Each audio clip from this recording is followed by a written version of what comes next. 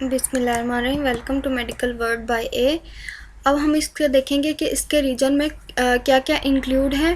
पहले जो नंबर पे हमें शो हो रहा है वो है carpal tunnel, the anatomical snuff box, the flexor retinaculum and the extensor retinaculum. अब हम देखते हैं कि ये किस तरह वर्क करते हैं। अगर हम पार्मर साइड पे, हाथ की साइड पे हम देखें, पाम की साइड पे, तो कार्पल बोन्स जो होती हैं वो कार्पल टनल बनाती हैं।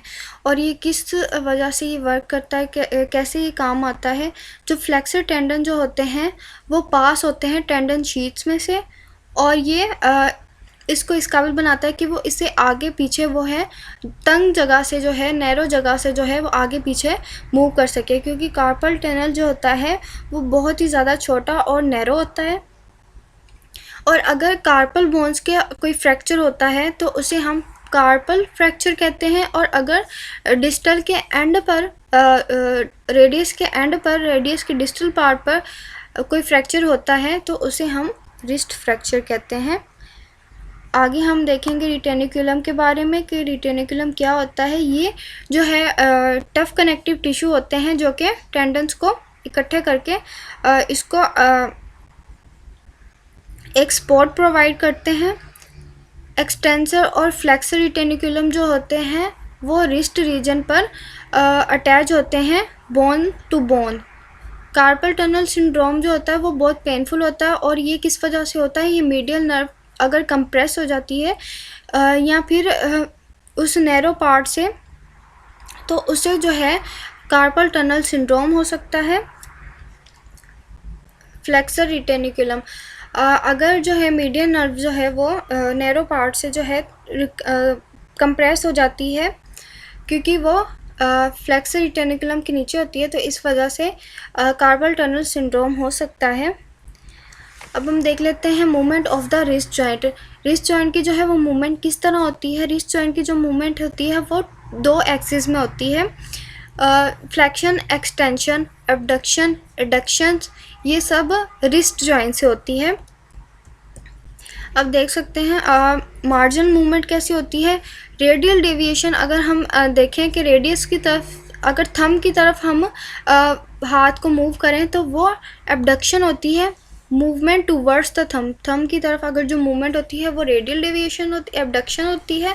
और जो एडक्शन होती है वो लिटिल फिंगर की तरफ जो है, अल्नर डेविएशन जो होती है वो लिटिल फिंगर की तरफ जो मूवमेंट होती है उसे एडक्शन कहते हैं। ये जो सारी मूवमेंट्स होती हैं ये रिस्ट परफॉर्म करता है मसल के ज़रिए, जो कि फोर आर्म में प्रेजेंट होते हैं। अब हम देख सकते हैं movements in the plane of the hand. Flexion में कौन कौन से जो है किस तरह आते हैं। Parmar flexion, tilting towards the palm. अगर हम हाथ को नीचे की तरफ मूव करें तो ये फ्लेक्शन में आ जाता है, और अगर हाथ को हम डॉर्सी फ्लेक्शन, ऊपर की तरफ मूव करें तो ये बैक ऑफ द हैंड, तो ये एक्सटेंशन में आ जाता है। पिक से ज़्यादा जल्दी अंडरस्टैंडिंग होगी। अगर हम हाथ को ऐसे नीचे कर रहे हैं तो ये फ्लेक्शन में आता है, और अगर हम हाथ को बैक टू द हैंड की तरफ कर रहे हैं डॉर्सी फ्लेक्शन पोजीशन में, तो ये एक्सटेंशन की तरफ आ रहा है। और रेडियल डेविएशन हमने वहाँ देखा था, जो थंब की तरफ जो है उसकी मूवमेंट कराते हैं तो वो रेडियल डेविएशन कहलाता है, एबडक्शन कराता है। और जो अल्नर डेविएशन जो होती है वो लिटिल फिंगर की तरफ करवाता है, वो एडक्शन कराता है। और ये प्रोनेशन एंड सुपिनेशन, ये हम आगे पढ़ेंगे। ये है पाम, ये सुपिनेशन। पाम जो है सीधा जो है वो सुपिनेशन पोजीशन है, एंड प्रोनेशन पोजीशन, उल्टा हाथ जो है वो प्रोनेशन पोजीशन में होता है। प्रोनेशन पोजीशन अब हम देख लेते हैं। जो मूवमेंट होती है, जो हम फोर आर्म को रोटेट करते हैं, जब हमारा पाम जो है वो डाउन पोजीशन में हमें नज़र आ रहा होता है और हाथ हमारा बिल्कुल सीधा होता है, तो वो प्रोनेशन पोजीशन में होता है।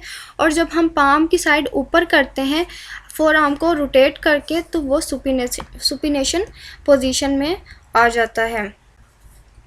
मूवमेंट्स जब इसकी देखते हैं, जो मूवमेंट होती है वो ट्रांसवर्स एक्सिस में होती है, और वो पास करती है कैपिटेट बोन के तरफ से। पार्मर जो फ्लेक्शन होती है वो ज़्यादा पावरफुल होती है मूवमेंट फ्लेक्सर की अगर फिंगर्स जो हैं वो नीचे की तरफ फ्लेक्स आसानी से हो सकती हैं, लेकिन जो ऊपर की तरफ एक्सटेंशन उनकी करवाते हैं वो इतनी ज़्यादा जो है पावरफुल नहीं होती, इतनी ज़्यादा स्ट्रॉन्गर नहीं होती।